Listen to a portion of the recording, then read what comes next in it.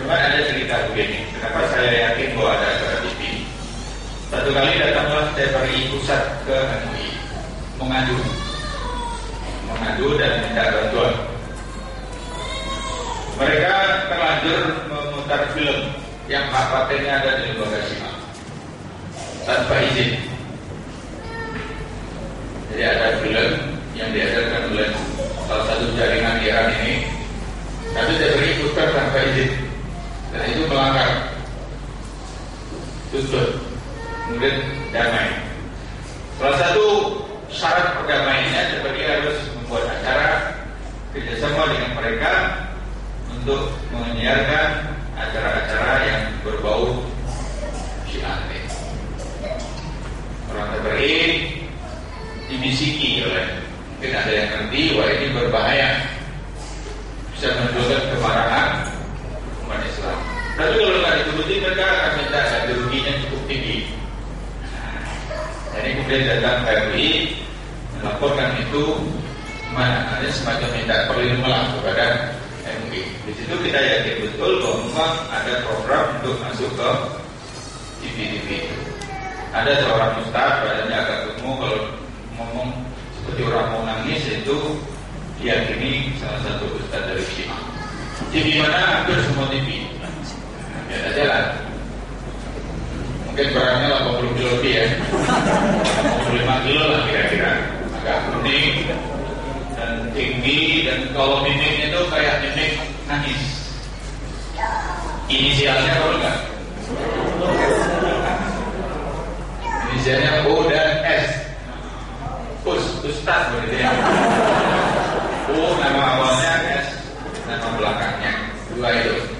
First name-nya O, nama tengah dan nama akhir, yang dua nama S. Ini cukup laris ustaznya. Coba pandainya dia tidak akan ceramah tentang Syiah, karena mungkin tentang Syiah. Paling tinggi dia mencari simpatik melalui TV.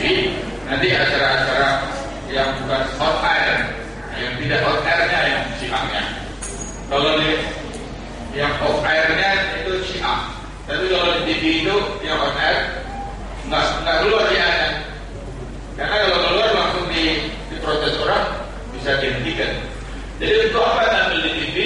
Bukan untuk menyebarluaskan ajaran Syiah lewat TV, tapi untuk membangun popularitasnya, membangun stigma masyarakat. Nanti dia akan diundang kemana-mana. Nah, disitulah masuk jarum Syiah. Ya, jadi sama juga gitu kan. Untuk berburu, karena kita kan berburu aja. Yang sekali undang langsung mau bawa padanya, terus pada lagi.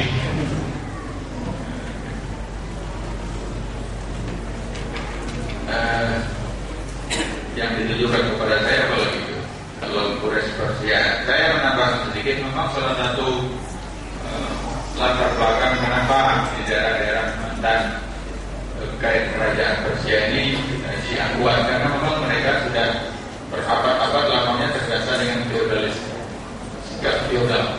Ya. Seperti di Jawa ini juga kan feodalis kuat. Jadi kenapa mereka sangat patuh dengan imamah? Kenapa mereka sangat putuskan Ali? Karena mereka di bawah sadar komunitas atau memori kelompoknya itu selalu ada kaisarnya. Bawah sadar ada kaisarnya, dan kaisar itu turun-temurun. Nah, itulah yang diinginkan dengan Ali bin Abi Thalib, ya, terus kepada putra-putranya, cucunya dan seterusnya, yang disebut dengan garis keturunan Ahlul Bait. Dan kepatuhan tadi ya seperti kepatuhan kepada kaisar. Dan juga ada motif ekonomi. Nah, kita sudah pernah membahas motif ekonomi. Betapapun tingginya ilmu ulama-ulama Syiah, kita tidak akan menghentikan itu, karena itu penting sekali untuk ekonomi. Jadi berapa uang masuk dari jamaahnya kepada imamnya. Sama dengan LDI, Islam Jamaah juga begitu. Dengan Al-Qaeda juga begitu. Banyak motif ekonomi ini. Saya tahu ini salah, tidak boleh memutuskan saya. Tapi kalau saya hentikan, hadiahnya berkurang. Nanti tamu-tamu yang datang kan karena memutuskan kita, kalau datang kan bukan tangan kosong, bawa oleh-oleh. Nanti kalau dihentikan ini akan menghentikan oleh-olehnya, berarti motivasinya ekonomi. Oleh itu pura-pura nggak tahu saja lah dengan kultus dan semacam. Itu satu analisis juga. Ada juga analisis mengatakan ini faktor Yahudi. Pertama dengan tokoh Abdullah bin Sabah, Yahudi yang pura-pura masuk Islam, dan mereka lah yang kemudian menyebarluaskan racun kultus individu kepada Ali dan membangkitkan dan memelihara semangat dendam dari peristiwa Karbala. Di belakang semuanya itu tentu setan. Konsultannya tentu setan, syaitanul ins. Dialog sunnah Syiah dari sudah ya. Kemudian kayaknya tidak ada lagi untuk saya.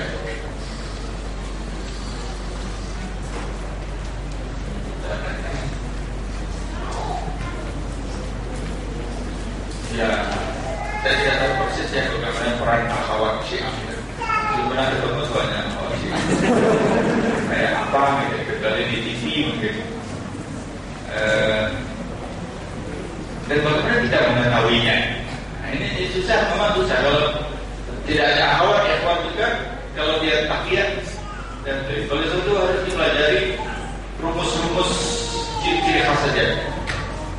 Misalnya kalau pantang hidupnya untuk membuka khutbah atau ceramahnya dengan berselawat yang diteruskan sampai kepada sahabat, boleh jadi ada indikasi, gitu ya. Boleh jadi ada indikasi itu. Kadang-kadang kalau kita kan suka aja membacakan setelah salatu wassalamu ala asrafil anbiya wal mursalin nabiyina Muhammadin wa ala alihi wa sahbihi, yang gitu ya. Tapi kalau orang Syiah boleh dikatakan tidak akan pernah sampai ke wa ashabihi wa sahbihi. Mereka paling tinggi hanya sampai Nabi dan keluarganya. Tapi tidak otomatis ya. Cuma itu salah satu indikasi saja, salah satu indikasi. Kemudian yang kedua, kalau kita memuji-muji Ali, lihat wajahnya. Kalau gembira betul dia, ini indikasi juga. Kalau lihat kita baca Abu Bakar, Umar, kita puji-puji, lihat wajahnya, itu pasti spontan, nggak bisa disembunyikan. Kayak saya aktivis Muhammadiyah, kalau orang puji-puji Ki Ahmad Dahlan, lihat wajah saya. Serius. Spontan. Jadi coba puji-puji Umar bin Khattab di depan dia, lihat responnya. Jadi harus ada beberapa. Kadang-kadang ada bahasa-bahasa dari saya ketemu paling kurang bahasa takrib kalau kita mau dekat-dekat dengan mereka. Ketemu salah seorang orang Iran di airport di bandara. Kita ngomong-ngomong, itu sama-sama mau ke luar negeri. Kemudian saya tanya dia ada apa di sini. Rupanya dia jadi ustadz yang diundang oleh Yayasan Mutahari, sudah jadi guru sejak lama. Kemudian dia ngomong dengan saya pancing karena saya tahu dia pasti orang Syiah. Saya pancing. Ya. Saya katakan kuluna, ucapan dari Mufti Sudia tadi. Kuluna, karena dia orang Syiah, kita dahulukan Syiahnya. Kuluna Syiaiyun fi mahabbati ahlul bait. Nah, wa kuluna sunnatun sunniyun fi ittiba'i as-sunnah. Itu dia belum bisa berkata saya ini sebenarnya sunni apa syi'i. Mulai ragu dia. Karena dari ucapan saya kelihatan ada takribnya. Oh, dia semangat sekali, langsung minta kartu nama. Anda saya undang ke Iran, kartu nama mati. Daripada urusan nanti capek diundangnya dan tidak berangkat kartu nama. Jadi harus ada indikator-indikatornya. Untuk mengetahui aliran-aliran lainnya juga begitu. Misalkan saja kalau kita ingin tahu tentang salat jamaah, ya cukup dua hal saja kalau salat jamaah itu atau LDI apa itu tentang bagaimana sikapnya terhadap umat Islam yang lain.